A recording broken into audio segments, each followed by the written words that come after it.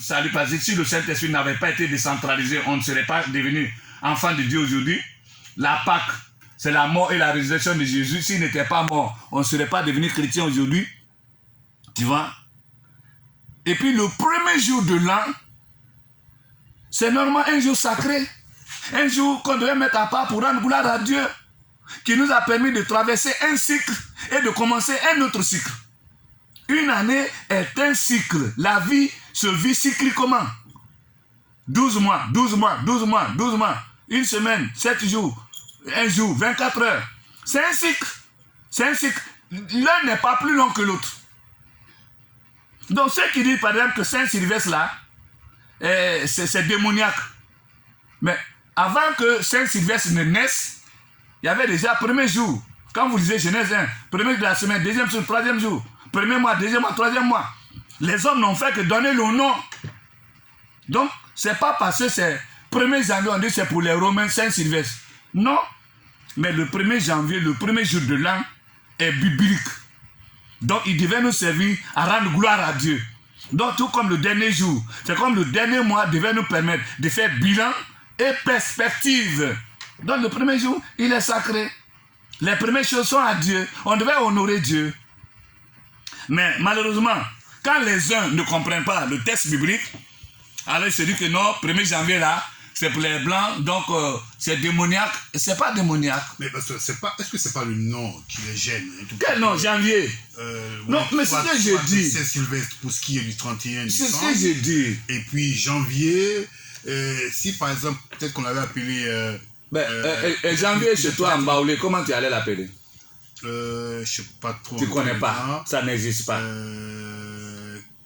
Si, non, je veux dire que je suis pas trop ancré dans le Baoulé, donc donc, je suis en train de le chercher. Donc voilà. Comment les parents l'appelaient à l'époque? Bon, tu vois. Je sais pas si c'est... Voilà. Qui clie, enfin bon, mais tout comme ça. Bon, ouais. donc, enfin, les parents Baoulé, les nous, bon voilà. Donc tu vois, ça fait que, en fait, il y a des peuples qui ont été des premiers acteurs dans les mains de Dieu. Oui. Et les Romains, les Européens, là, ils sont des acteurs dans les mains de Dieu. La preuve, ils étaient les témoins à la naissance de Jésus, là. Ils avaient déjà l'écriture. Ils ont vulgarisé le texte biblique. Toi qui dis aujourd'hui que, qu'est-ce que tu mets à la place qui va être universel? Voilà. Voilà. Il y a même l'Éthiopie qui a fêté son nouvel an hier. Oui, mais pour le président. C'est universel? C'est même pas universel, c'est limité à leur contrée. Mais c'est ça, les avantages et les inconvénients de certains peuples par rapport à d'autres peuples. Il y a des peuples qui vivent ici, par rapport à des prophéties qui ont été faites sur leurs grands-pères. Et pour lequel tu ne peux pas parler, ça sort de Dieu. Tu ne peux pas t'opposer à ça. Tu t'es opposé, tu ne t'es pas opposé. C'est un combat vain. C'est marginal pour parler un peu comme les... Voilà, ils ont fait pour eux hier. Mais après, ça impacte qui? Ça est dans quel calendrier? Ça a bouleversé le programme de qui? Quand les Japonais font pour eux, ça bouleverse qui? C'est ça. Il y a des peuples que Dieu s'est servi. Il y a des peuples qui ont été utilisés et qui vont être utilisés qu'on le veuille ou qu'on ne le veuille pas. Quand on dit la bête, bientôt là, quand il y aura l'enlèvement de l'Église, mais la bête, c'est un système qui viendra d'où? Pas des peuples qui sont en retard, mais des peuples qui sont en avance sur les autres peuples. Et les peuples qui sont en avance sur les autres peuples de la terre, c'est les Occidentaux là, ils sont en avance sur les autres peuples. Il y en a qui ne veulent pas entendre un tel message. Mais c'est biblique. La suprématie de certains sur d'autres, c'est biblique. Tu veux ou tu ne veux pas, Dieu leur a donné la domination. Lisez le texte de Daniel avec la statue de Nebuchadnezzar. Hein? Le règne, les pieds en fer et argile. L'argile, c'est qui? C'est les peuples. Moitié argile, là, c'est le peuple, c'est les peuples. Quel peuple? Ils sont là, sur la terre. Fer, là, c'est les peuples, ils sont là, sur la terre. Donc les deux cohabitent ensemble. Mais vous pensez que le fer va devenir l'argile, et puis l'argile va devenir le fer? Jamais, jamais. Si tu veux, il faut me gifler. Cette différence-là sera là. Et la Bible dit qu'il va y avoir des rapports, des alliances de circonstances. Donc, écoute, donc c'est ça un peu. Donc, le premier jour de l'an, demeure le premier jour de l'an, parce que dans Genèse 1, à partir du verset 14, Dieu a créé le soleil et la lune pour marquer la différence entre les jours, les mois, les années. Et ça, c'est pour favoriser la vie de l'homme sur la terre.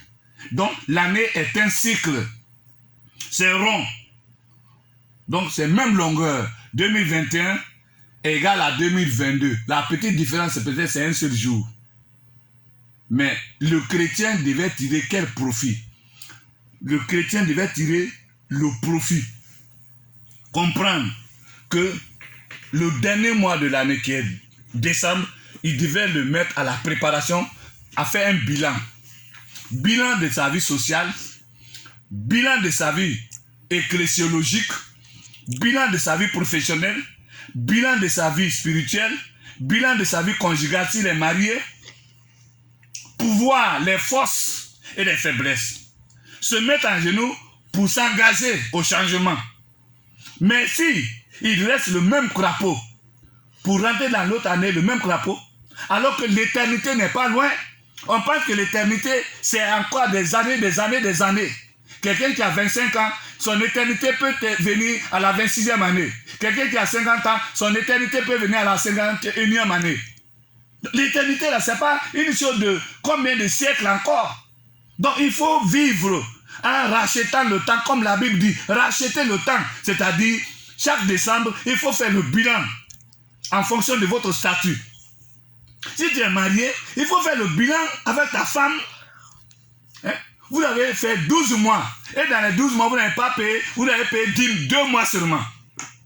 Et puis tu vas rentrer dans la nouvelle année pour dire Amen, Amen, Amen. C'est quel Amen tu vas avoir? Tu n'auras pas d'Amen, Amen. Sur 12 mois, tu as manqué 10 mois de dîme. Tu n'as jamais honoré Dieu. Vous ne vous êtes jamais assis pour dire, bon, on va offrir au moins 1 mois, ou bien la moitié, ou bien le quart de mon salaire à Dieu. Comment je fais? Comment je fais avec ma femme? Je donne, je sème pour récolter l'autre année. Et vous avez mangé vous, toi seul, avec ta femme et tes enfants. 12 mois de salaire. Tu n'as même pas donné la 10e. À plus forte raison, la 10e de l'année. Et le soir, là, tu prends 500 francs, tu as mis dans l'enveloppe. Tu vas avoir gloire à Dieu. Quelle gloire à Dieu. C'est ça nos problèmes africains, là. C'est-à-dire, on veut gagner beaucoup, et puis notre sacrifice est nul. Quand vous donnez un bouc à Dieu, c'est un sacrifice de mauvaise odeur. Salomon, il aimait tellement Dieu qu'il a offert à Dieu 1000 bœufs. Si vous convertissez ça, c'est des milliards.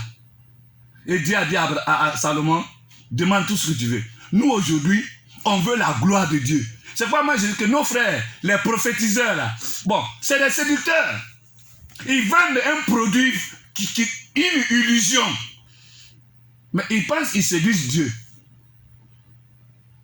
Sacrifice proportionnel à bénédiction proportionnelle. Toute l'année, vous dites merci à Dieu avec 100 francs.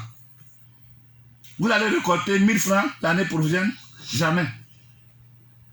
Donc apprenons nos chrétiens à être conscients. Donc l'année, voilà les éléments, les fondamentaux qu'on devait faire en décembre. Bilan. Bilan objectif.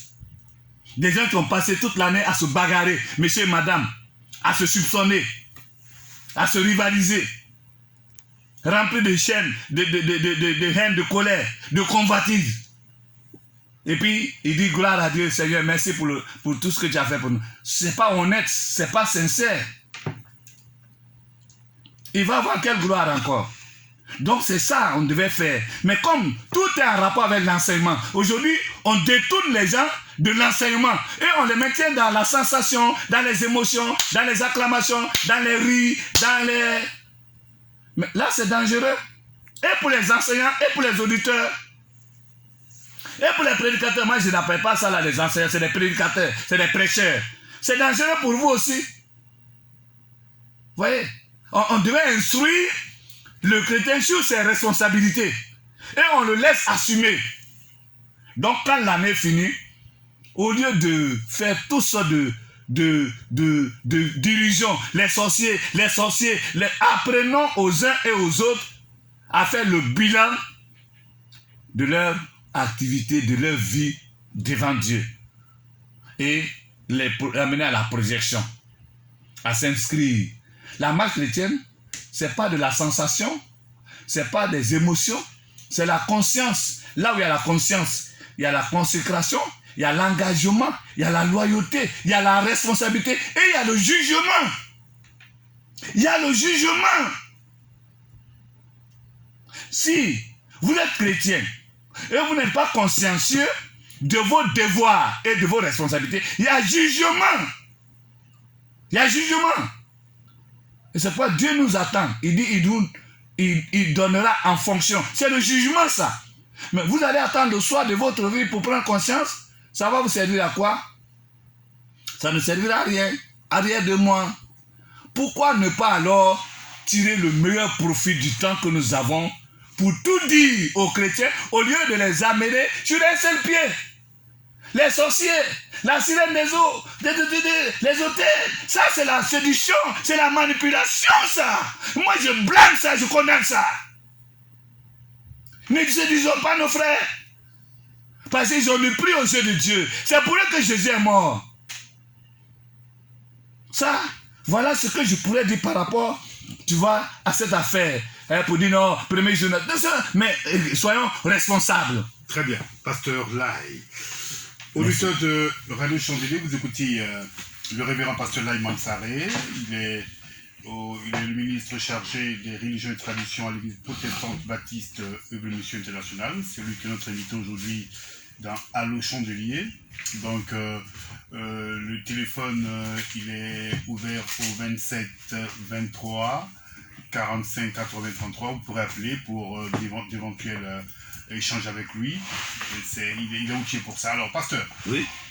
Comme je disais, dans les fêtes d'année, relativement aux fêtes également, il y a la fête de Noël. Oui. La fête de Noël.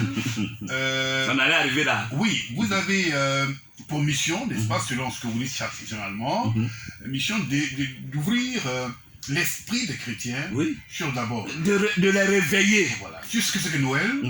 Et puis la nécessité peut-être de ne pas en tenir rigueur dans la foi chrétienne.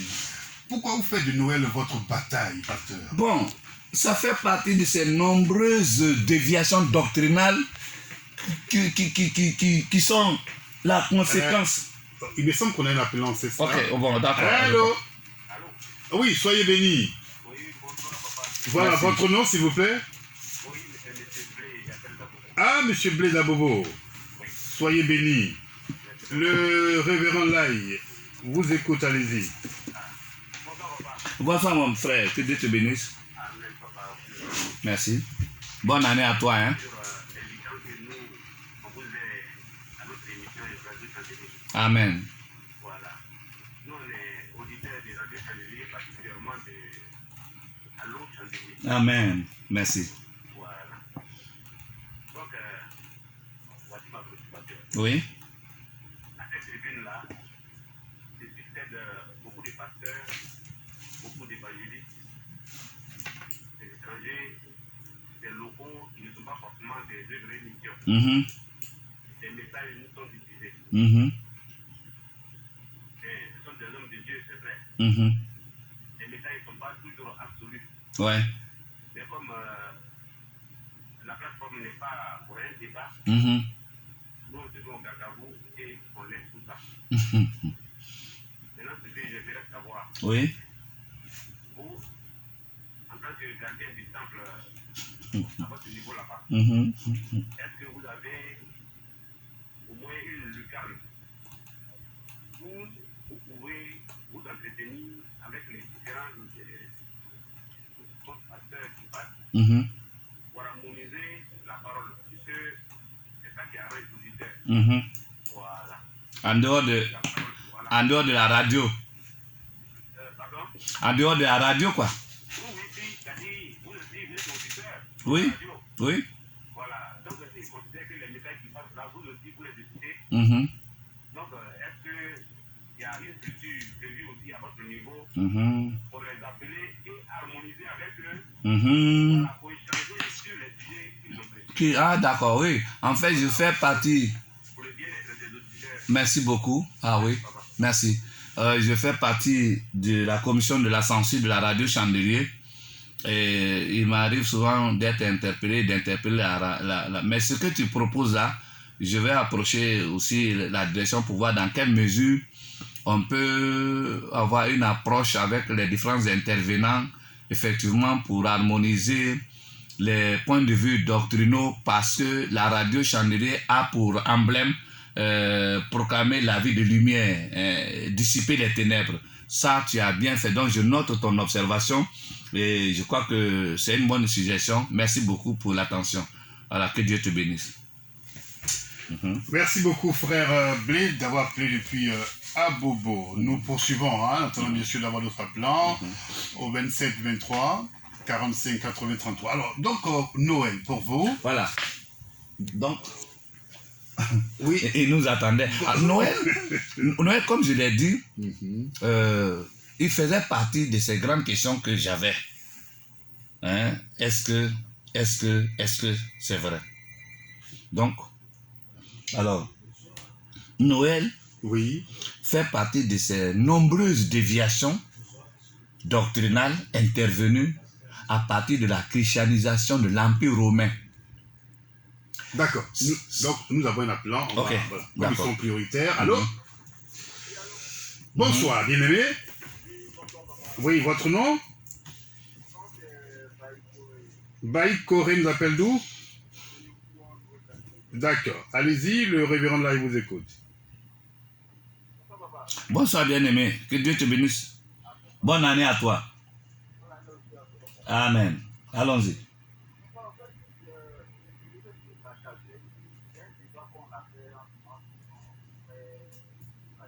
Mm-hmm.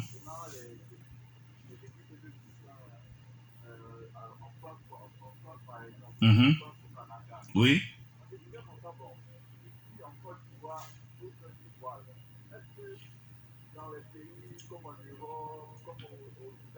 Qui se voilent, elles se voilent aussi.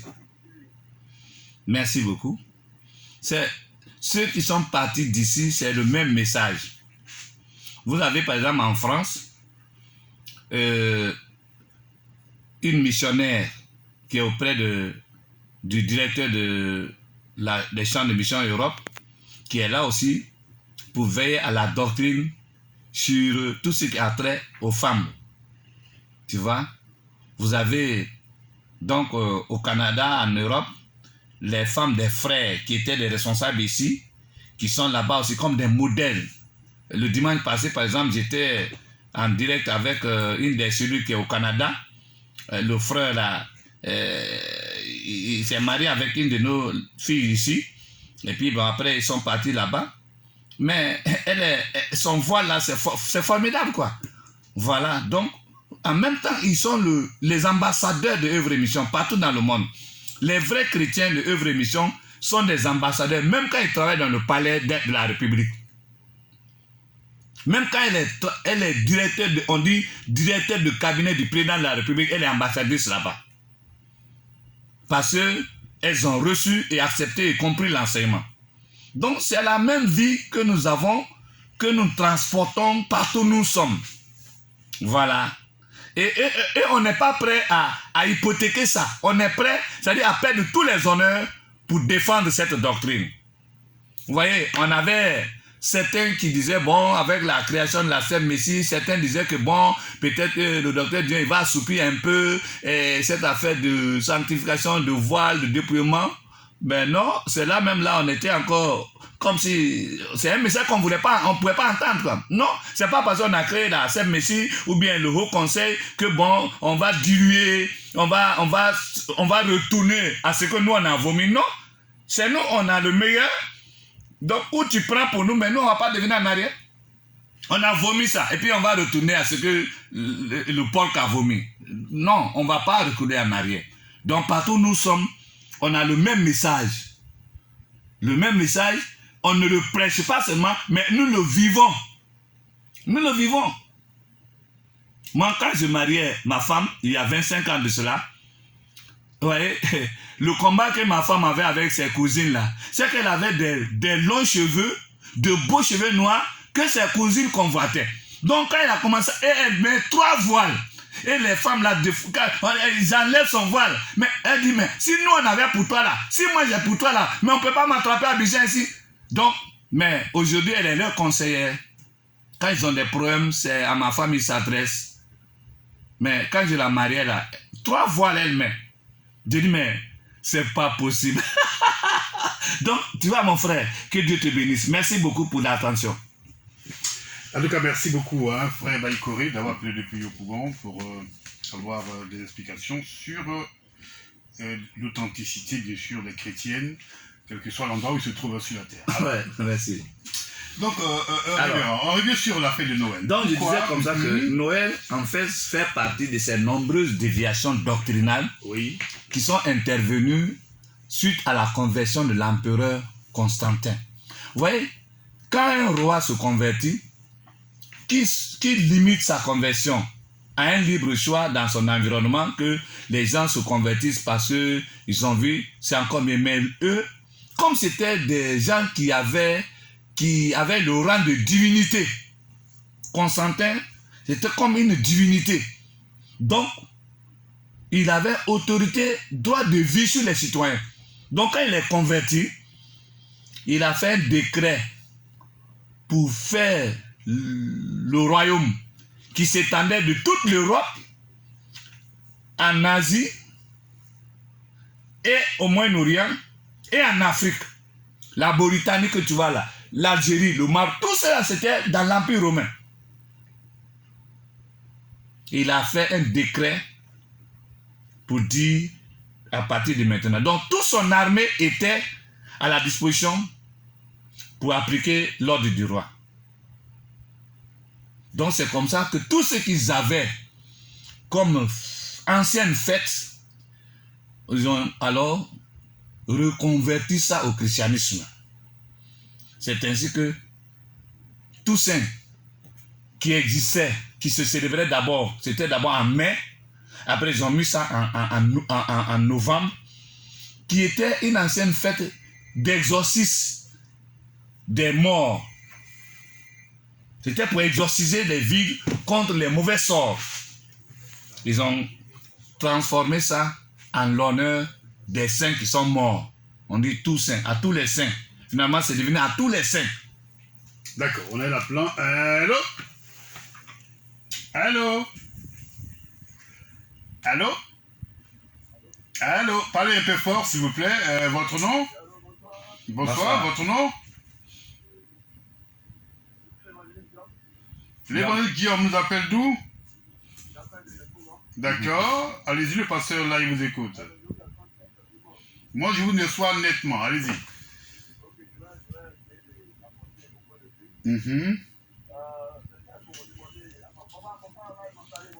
Bonsoir, oui, bonsoir. Bonsoir. Merci.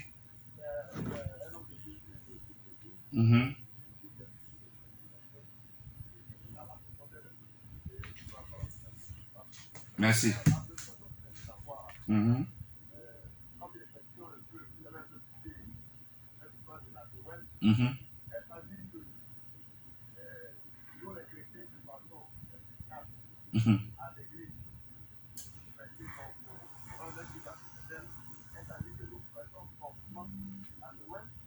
Oh. Ok. Merci beaucoup. Que Dieu vous bénisse.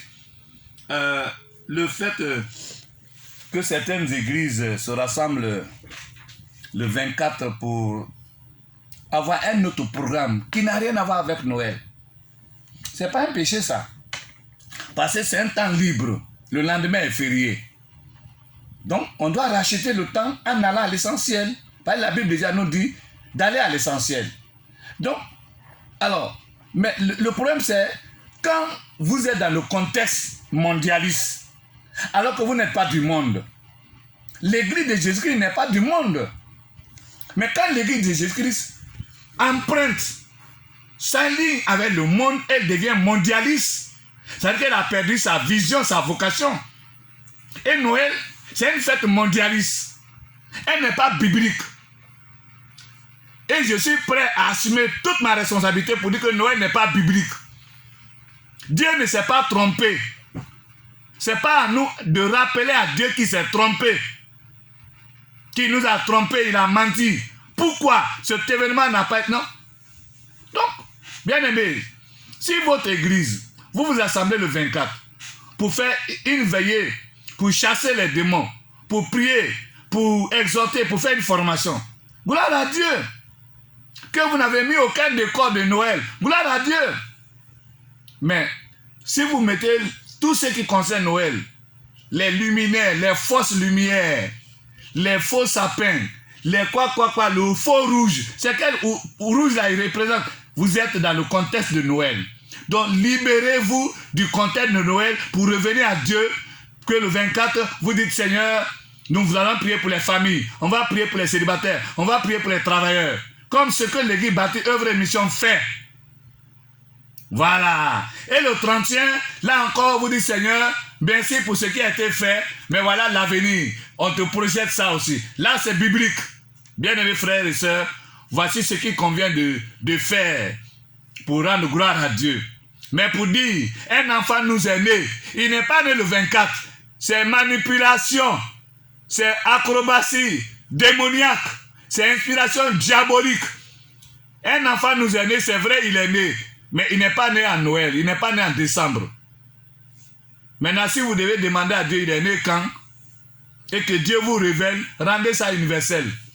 Sinon, ce n'est pas à votre niveau seulement. Dieu va dire, bon, il n'est pas né en Noël, il est né en février, bon, faites pour vous en février. Non.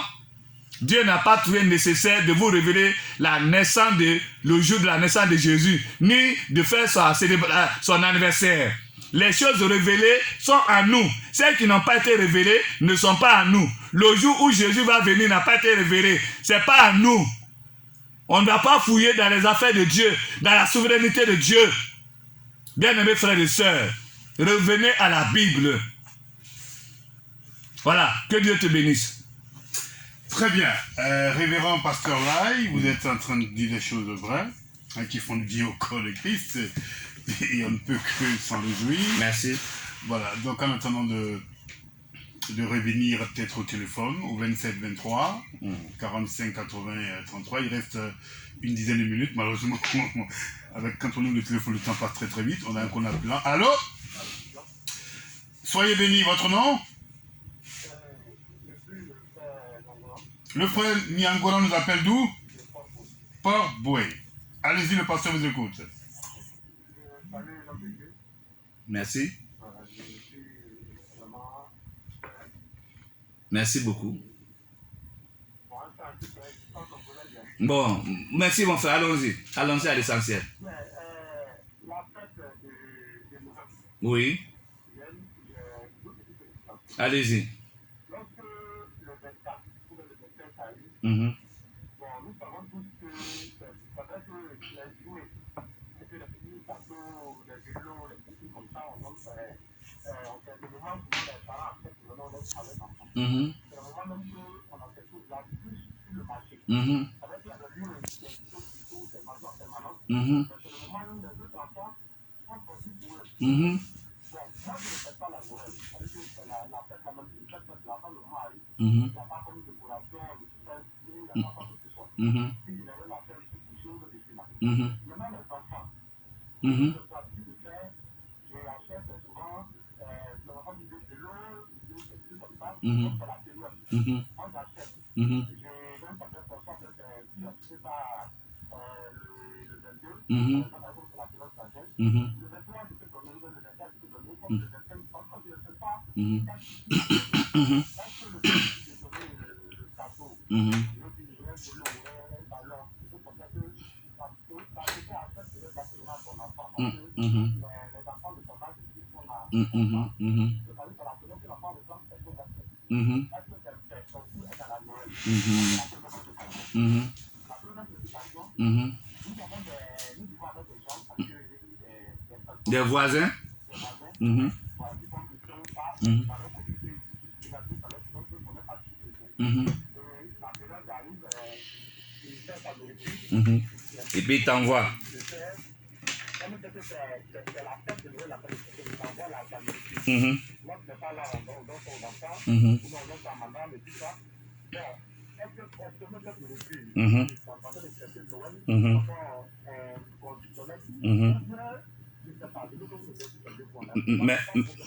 Merci.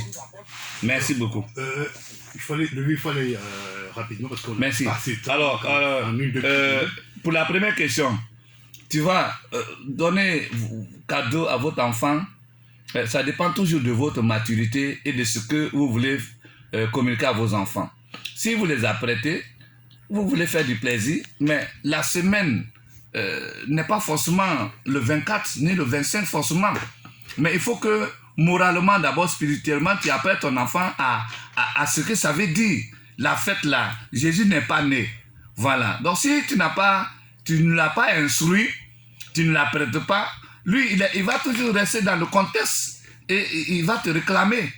Donc, tu peux l'instruire, traverser la période là, pour lui offrir, c'est pas le cadeau, mais l'habillement même là, elle là, tu n'es pas obligé de lui donner forcément le vélo, mais d'abord tu l'habilles. Ça, c'est pour la première question. Donc, tout dépend de la compréhension que toi, tu as de l'événement. Pour que tu aies... La Bible dit, instruis l'enfant selon. Voilà. Ensuite, la deuxième chose, c'est par rapport au repas. Mais écoute, c'est un jour férié.